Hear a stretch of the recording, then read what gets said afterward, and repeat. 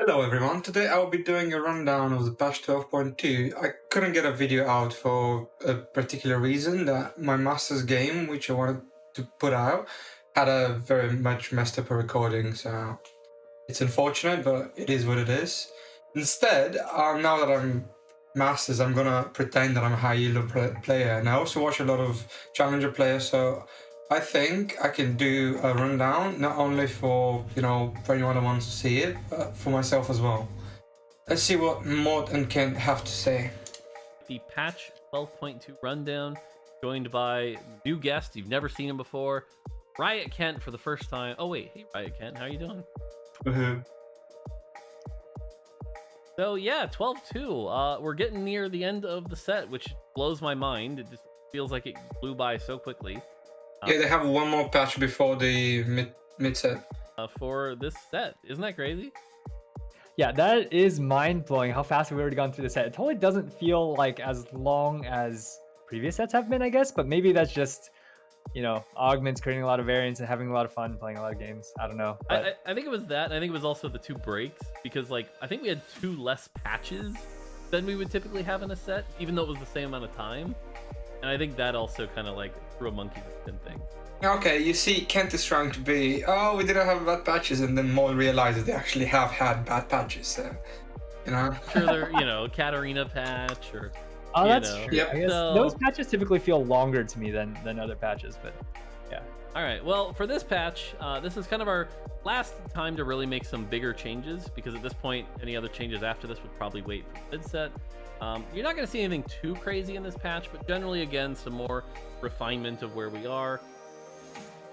You require 20% more gold to get the 2-star 5 cost, and on average. That sounds like a good change, but at the same time, if you do hit and then the other people don't, what happens? This is like a completely fine change. I was on board with the bodyguard nerf. It needed to happen. Hitting an early 4 bodyguard means you streak the entire early game. There is almost nothing that can beat you unless you're playing against 4 Arcanists and you have a blue buff Morel TF, which just, and also you have like a Swain or a Vex frontline, because the bodyguards themselves don't deal a lot of damage, but they just survive for forever. So yeah, this change makes a lot of sense, but now I feel like the bodyguard emblem is actually gonna be really good because it provides you more shield. So if you go for 6 bodyguard now, oh wait, that's a huge nerf from 6 bodyguard. Wow. I was gonna say going for 6 bodyguard with an emblem and putting the emblem on a backline unit so that it gets a massive shield sounds like a good idea, but looking at how much the armor goes down, it goes down 100 at 6. It's a bit too much, I think. Maybe just 50 would be fine. I think this change is really good for Cho'Gath, because currently almost all of the 3 calls that you get from Nob, you just throw them out. You just don't use them. Unless, for example, Heimer, unless you're playing Yordos, you just not play Heimerdinger. It just doesn't exactly work as a good unit to put in early game. Cho'Gath was in this space where he's a Colossus, and the second Colossus that you get like a millennia later, so that's pretty useless trait. That doesn't help. Bruiser, it's okay, but do you really want 200 HP on a unit that already has so much HP? Don't think so. And Mutant, unless the Mutant is really good and you can get an early Cassidin and a Kog'Maw, it just doesn't fit in for you to use 2 slots. It just doesn't work really well. I hope this can make a change where you can play Cho'Gath early game, and maybe if you get a lot of stacks you can use the Cho'Gath, but I highly doubt it, to be honest. Alright, explaining the Heimerdinger thing, I just don't see him as a carry, even in Yordos. Early into the game, you get Tristana, and you want to itemize the Tristana because you get it before you get Heimer. So she does better with the 80 items. So you start building the 80 items, and then you move into a Jin comp. It's a much more natural transition. if you decide to go and play Yordos completely, like a full Yordo comp and everything, the hammer comes online way too late. Like a 2-star hammer, you need a blue buff, you need a couple more items, and without Scholar, without other help, like without a strong front line that can last for a very long time, you're gonna have a Poppy and a Vex. It's not exactly the premier front line that you're looking for. So I agree with all the changes made here. I think Brahma and Sion needed the mana nerfs. I think Sion got hit a bit too hard for I think maybe 190 would have been sufficient as a nerf, because you have to understand that he takes 2 slots, so he needs to do the job of 2 units.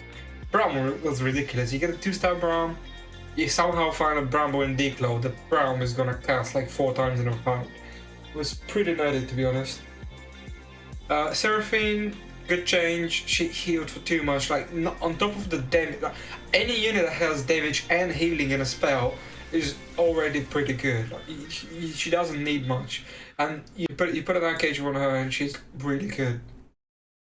So for Urgot, that change is actually 25% on the spell AD ratio, from 25 to 30, and then the spell duration going up to 10 at 3-star is pretty good, because he was really a terrible 4-cost 3-star. He needed the change. He needed something. The thing is, I still don't think anyone is gonna build like a Deathblade on him, because it doesn't seem that viable. And if you're running 6-twin shot, Jinx becomes a much bigger premier carry than Urgot does. What I'm saying here is basically you need to itemize Stamkinch now, instead of just plopping him and giving him a random 2-star 2-cost or 2-star 3-cost that gives him a bunch of AP, and then he's able to farm items from round 1.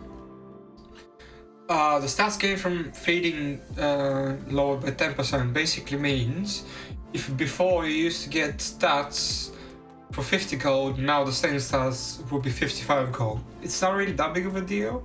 It is a nerf, and then the spell damage was very much deserved, like, because you could easily put a Tankkench in the front line, Socialite Hex.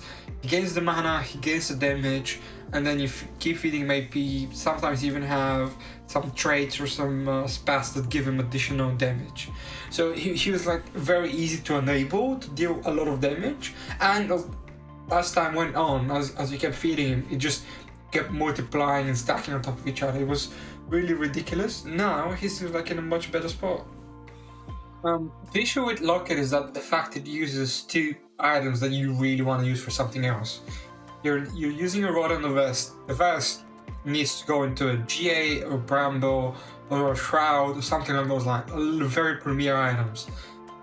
And the rod usually goes into other great items as well. So using those 2 items to make a Lowkey on your backline, which disappears in 8 seconds. And it's very likely that it hasn't even been damaged in that time, so it's upping it to 15 seconds. It is a good buff. The question is it actually going to do anything? Are people going to say, well, I can make a Lowkey now. It might be good. Who knows? And we'll see. Overall, good changes. I would only say the mercenary quest shouldn't be granting 3 gold. I think the mercenary quest is strong as it is. It really shouldn't be granting you anything. Mercenary hat 1 gold is whatever. Everything else seems good. Socialite hat, who cares if 1 gold. I think the metabolic accelerator makes perfect sense. Item grab bag. I don't even know why you're allowed to get 2 Morellos, 2 Sunfires, or 2 of an item that you can use. Triggered off being tier 1. Okay. I still don't see it being that useful, simply because everybody's building Morello, so you essentially get no healing on your units regardless. I think Wise Spending is an insane augment. It's my second favorite prismatic augment. I don't see why it needs a buff. Most people just don't realize how good it is and how they can use it. But hey, I'll take it. That's fine. High Roller is just really awkward to use. So Harold, I think it's a waste of an augment, to be honest, simply because the amount of times you miss. Any augment that gives you so much RNG is just generally not a preferable augment to have. Simply because the highs are very high, and then the lows might as well just not be running an augment. Being down a prismatic augment is really bad. Being down a tier 1 or tier 2, it's salvageable because other people in the lobby are not gonna have that good augments as well. When it comes to prismatics, being down a prismatic, it's literally 2 to 3 placements difference. If you were supposed to get a second, you'd be getting a 5th, or maybe a 6th if you're not playing that well. So I would never ever take High Roller. I would much rather take anything else. I think Portable Forge being a tier 2 is completely fine. The items seem to be nerfed adequately. I mean, it wasn't a tier 3 anyway. Through the Hood being removed, it's fine. No one really cared about Through the Hood. If you had one of the other thrills, you would never take the third one. Instead of them removing these augments, I would much rather have them change it so that you can't get augments if you have another version of those augments. If you have Through the Hunt 2, why the hell would you ever take Through the Hunt 3? It just doesn't make any sense. Force Scrap being buffed, it's actually okay. I mean, the issue with Force Scrap is if you run them early game, you just don't have enough components to make use of it. And if you run late game, it was a bit weird because you would be dropping the 2 useless units that you don't really need into the late game. But you would much rather still have the 6 scrap because the shield value that it provides, as well as the fact that every component and every scrap unit gets turned into an item. It was like valuable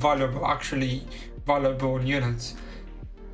Now you might be more tempted to actually complete items and go down to 4 scrap, play other units.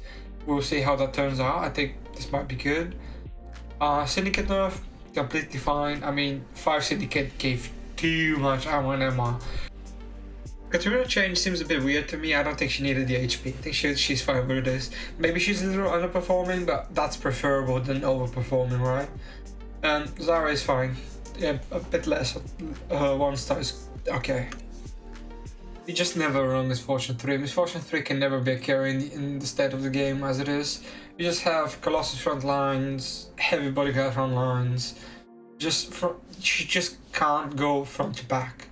As a premier carry in this set, she just doesn't fulfill the role.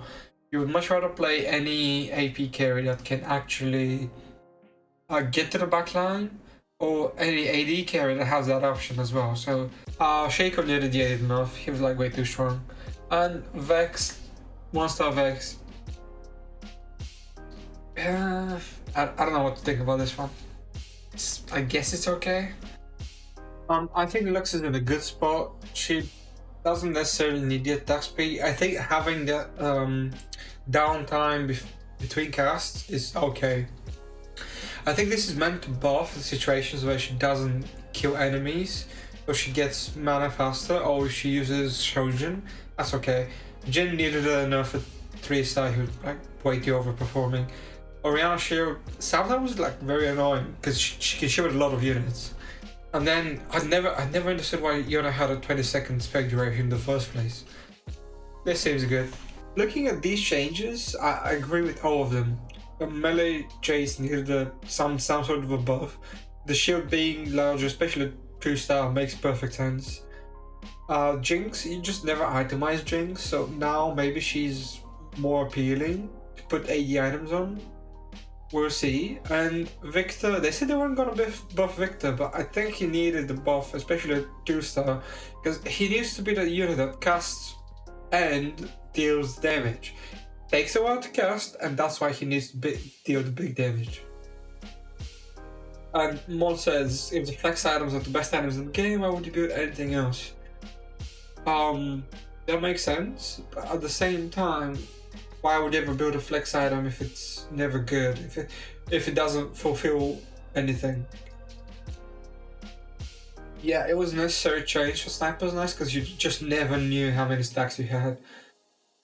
Even if you were counting it, sometimes you move the units and you don't know if you move them back to the previous position, do they retain the stacks, do they reset, how exactly it was. Some people say it does, some people say it doesn't. The stand behind me, no one takes it. You can maybe use it for when you're playing assassins, and you can play 4 bodyguard for assassins so that your assassins get the bodyguard bonus, but it's a very I've never really seen anyone use it. I've tried thinking of a comp that makes use of this item. I don't think you can actually of this augment. I just don't think people are gonna take it anyway. Overall, I would agree with the direction that this patch took. I wouldn't say I'm completely satisfied with it. I was expecting some 5-cost nerfs. Yumi is still really strong. Kai'Sa maybe a little bit of a nerf, but the only one that we received was Tam Kench. It's a decent nerf, but we'll see if the other changes that they made around the 5-cost appearing less often in the shop, as well as other units being buffed and being stronger, maybe they can contest more the slot in your team instead of a 5-cost. That would be everything from me, and I hope I can have a good game for you in a couple of days.